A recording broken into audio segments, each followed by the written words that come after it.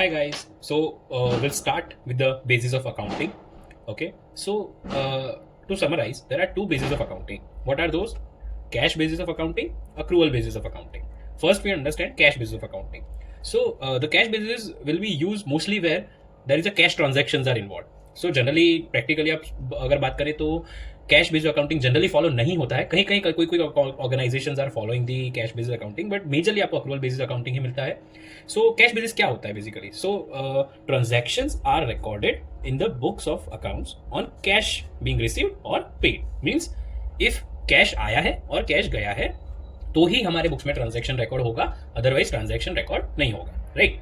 सो इसका क्या मतलब हुआ? Means outstanding rent, prepaid expenses, accrued incomes are not considered.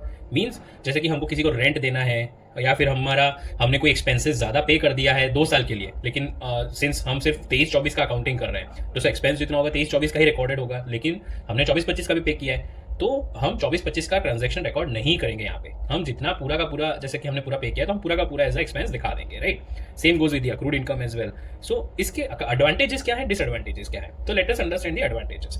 So it's a simple method as adjustments are not required. Just आपका cash आया है, गया है, you have just have to record this. कोई अक्रूड इनकम, कोई other adjustment entries डालने का आपको जरूरत नहीं पड़ेगा. Right.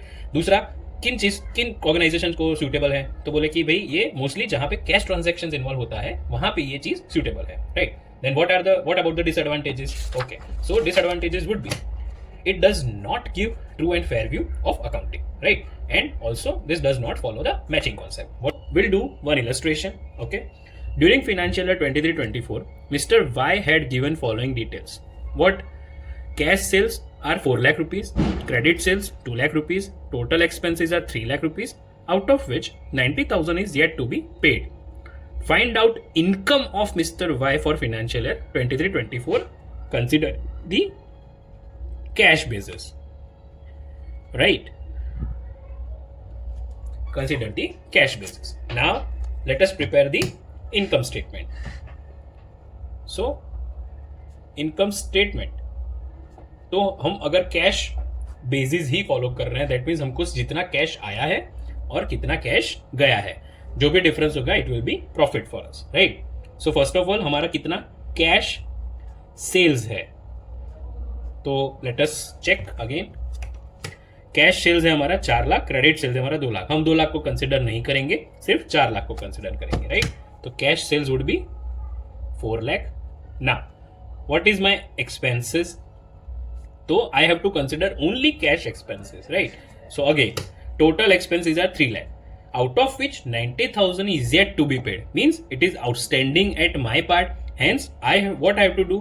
I have to exclude those 90,000 from the 3 lakh rupees. So it will come as 3 lakh minus 90,000. It would be 2 lakh 10,000. Okay. So again, what would be my net income?